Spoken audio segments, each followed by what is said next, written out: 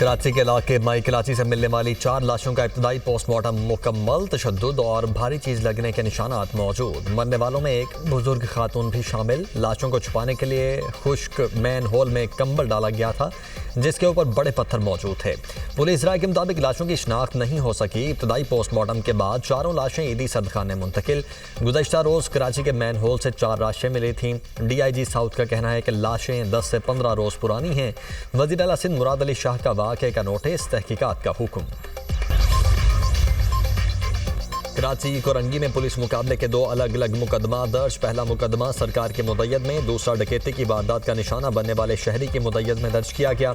FIR के मुताबिक मुतासिरा शहरी फेरोज अली बैंक से 3 लाख रकम लेकर निकला।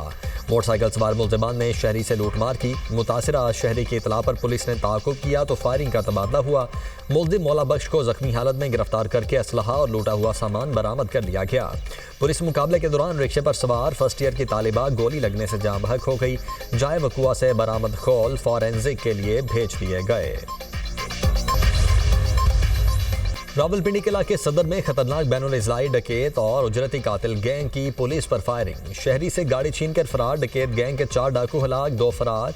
शहरी से गन पॉइंट पर छीनी गई गाड़ी और असलहा बरामद। डकैत गैंग के ज़रिए इस्तेमाल गाड़ी भी इस्लामाबाद से गन पॉइंट पर छीनी गई थी।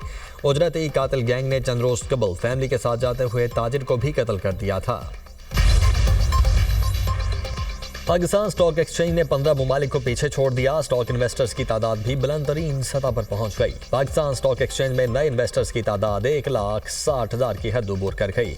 इन्वेस्टर्स की मजमूई तादाद पहली बार 4,64,000 का हिस्सा अबूर कर गया। पाकिस्तान स्टॉक एक्सचेंज कारकर्दगी और मुनाफे में Bharat, Sri Lanka, UAE, China stock market से बेहतर रही। हांगकॉन्ग, जापान, सिंगापुर, तुर्की स्टॉक मार्केट्स भी पाकिस्तान स्टॉक एक्सचेंज का मुकाबला न कर सकीं। मुल्क के मुख्तलिफ शहर शदीद धुंध की लपेट में। हद निगाह कम होने पर M4 पर पिंडी भट्टियां से मुल्तान तक बंद। मोटरवे M2 लाहौर से चक्री, M3 लाहौर से मुल्तान ओपन। मोटरवे M5 रहीम यार खान से रोहड़ी, मोटरवे M11 पर लाहौर से सियालकोट को खोल दिया गया। फूलनगर, पतोकी, ओकाड़ा, साहिवाल, खानेवाल और मुल्तान में धुंध। बहावलपुर, आरिफवाला, अहमदपुर शर्किया, रहीम यार खान और सादिकाबाद में धुंध के डेरे। लाहौर में आलूदगी की शरह में वाज़ेह कमी।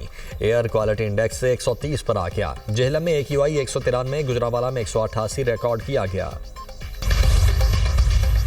मुल्क भर में जाड़ा जौबन पर। बालाई इलाकों में बर्फबारी के बाद नज़ारे हसीन। सयाहों की बड़ी तादाद वादी कालाम पहुंच गई। दिलफरेब मौसम से लुत्फानंदोज़। बालाकोट के बालाई हिस्से में कड़ाके की सर्दी। चश्मे और आबशारें जम गईं। सयाहों के शोगरान और शारान पर डेरे। असौर और हुंजा में वक्फे वक्फे से बर्फबारी। मिनी मर्ग और कमरी की वादियों में 2 फुट तक बर्फ पड़ चुकी। कालाम में दर्जा हरारत -4, पारा चिनार में -3 तक गिर गया। बलोचिस्तान के मुख्तलिफ इलाके भी शदीद सर्दी की लपेट में। कोयटा में कम से कम दर्जा हरारत -3, कलात में -6 रिकॉर्ड। जंग में फतेह के बाद पाकिस्तान का वकार आलमी सतह पर बुलंद हुआ। पाक अमरीका शराकतदारी आलमी अमन और इस्तेहकाम के लिए है। अमरीका में पाकिस्तान के सफ़ीर रिजवान सईद शेख की मीडिया से गुफ्तगू। कहा, पाकिस्तान और अमरीका जब भी इकट्ठे चले नतीजा मुस्बत निकला। पाक अमरीका ताल्लुकात में गुज़श्ता साल नुमायां बेहतरी आई। पाकिस्तान की कामयाब सिफारतकारी का क्रेडिट मौजूदा क़यादत को जाता है। पाकिस्तान और अमरीका दुनिया में आबादी के लिहाज से 5 बड़े मुल्कों में शामिल हैं। दुनिया की 2 बड़ी आबादियों में करीबी और अच्छे ताल्लुकात वक्त की ज़रूरत हैं। बैनुल-अक़वामी सलामती के लिए पाकिस्तान ने हमेशा किरदार अदा किया। वज़ीर आला खैबर पख्तूनख्वा एस्टेब्लिशमेंट के साथ बातचीत के लिए तैयार। सहाफ़ियों से गुफ्तगू में कहा कि एस्टेब्लिशमेंट के साथ ताल्लुकात बेहतर करने के लिए तैयार हैं। हुकूमत, एस्टेब्लिशमेंट और तमाम स्टेक होल्डर्स को अवामी मफादात के मुताबिक पॉलिसी बनानी चाहिए। कोई तकरीब या मीटिंग हुई तो फील्ड मार्शल सैयद आसिम मुनीर से ज़रूर मुलाकात करूँगा। मुल्क में आइन और कानून की बालादस्ती होनी चाहिए। बानी PTI की रिहाई के लिए माहौल साजगार होना चाहिए। दौरा लाहौर के दौरान गलत ज़ुबान का इस्तेमाल हुआ लेकिन वो अमल का रद्द अमल था। सुहेल आफरीदी ने गलत ज़ुबान के इस्तेमाल पर मासरत कर ली। वफाकी काबीना ने इस्लामाबाद के बल्दियाती इंतखाबात मुलतवी करने की मंजूरी दे दी। वफाकी हुकूमत का लोकल गवर्नमेंट तरमीमी ऑर्डिनेंस के इजरा का फैसला। ज़राए के मुताबिक तरमीमी ऑर्डिनेंस जारी करने के लिए समरी सदर मुमलिकत को भिजवा दी गई। सदर मुमलिकत के दस्तखत के बाद बाज़ाब्ता ऑर्डिनेंस जारी कर दिया जाएगा। इस्लामाबाद में बल्दियाती इंतखाबात के लिए पंजाब का मॉडल अपनाया जाएगा। इस्लामाबाद में 3 कौमी असम्बली के हल्कों पर 3 टाउन्स कॉरपोरेशन बनाई जाएंगी। मुजवदा निकात के मुताबिक हर टाउन कॉरपोरेशन का मेयर और 2 डेप्यूटी मेयर होंगे। وزیر اعلیٰ مریم نواز سے اوکلاہوما ہارس ہاسپٹل کے chairman board of director doctor Tahir کی سربراہی میں وفد کی ملاقات ہوئی۔ وزیر اعلیٰ مریم نواز کی انٹرا ویسکولر سرجری کے لیے جدید طبی آلات کی خریداری کے لیے اقدامات کی ہدایت۔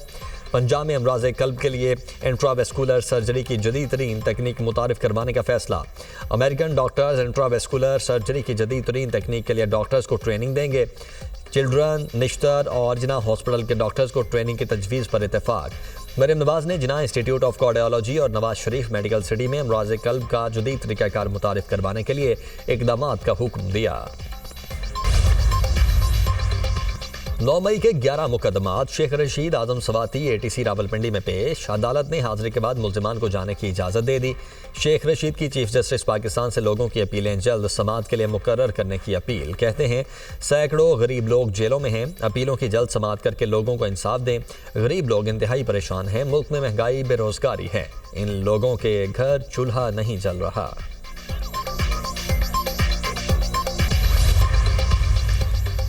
جوئے کی ایپ کی پروموشن کا مقدمہ ڈکی بھائی سمیت دیگر کے خلاف کیس میں پیش رفت۔ ڈکی بھائی سمیت دیگر ملزمان کو چالان کی کاپیز تقسیم۔ لاہور کی عدالت نے ملزمان کو فرد جرم کے لیے آئندہ سماعت 16 جنوری کو طلب کر لیا۔ جوڈیشل مجسٹریٹ نعیم وٹو نے ڈکی بھائی اور عروب جتوئی سمیت 4 ملزمان کو فرد جرم کے لیے طلب کیا۔ چیئرمین PCB محسن نقوی کا کراچی میں حنیف محمد ہائی پرفارمنس سینٹر کا دورہ۔ خواتین کھلاڑیوں کے تربیتی کیمپ کا وزٹ کیا، کوچز سے ملاقات، کھلاڑیوں کا حوصلہ بڑھایا۔ خواتین کھلاڑیوں کو غذائیت سے بھرپور کھانا دینے کی ہدایت۔ کھلاڑیوں سے کہا کبھی بھی ہمت نہ ہاریں، ہر موقع پر جذبے اور عزم کے ساتھ فائٹ کریں۔ نائب وزیر اعظم اسحاق ڈار اور سعودی وزیر خارجہ فیصل بن فرحان میں ٹیلی فونک رابطہ۔ خطے کی موجودہ صورتحال پر تبادلہ خیال۔ اسحاق ڈار نے کہا تمام فریقین کسی بھی قسم کے اشتعال انگیز اقدام سے گریز کریں۔ فریقین خطے کے امن کے لیے مسائل کو بات چیت اور سفارتکاری کے ذریعے حل کریں۔ آذربائیجان کی پاکستان میں $2 ارب سرمایہ کاری۔ دونوں ملکوں کا سرمایہ کاری کے لیے نئے میکانزم کو حتمی شکل دینے پر اتفاق۔ نائب وزیر اعظم اسحاق ڈار کا آذربائیجان کے وزیر معیشت میکائل جوباروف سے ٹیلی فونک رابطہ۔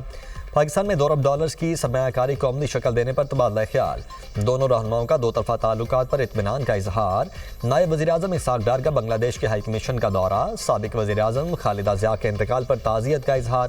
کہا دکھ کی گھڑی میں مرحومہ کے اہل خانہ اور بنگلہ دیش کے عوام کے ساتھ ہیں۔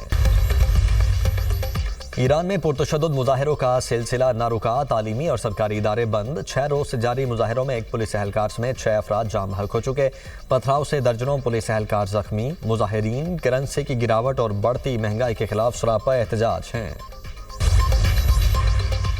ٹرمپ کی دھمکی پر ایران کا جوابی اقدام۔ UN secretary general Antonio Guterres اور سلامتی کونسل کو خط لکھ دیا۔ خبر ایجنسی کے مطابق مراسلہ اقوام متحدہ میں ایران کے مستقل مندوب نے لکھا۔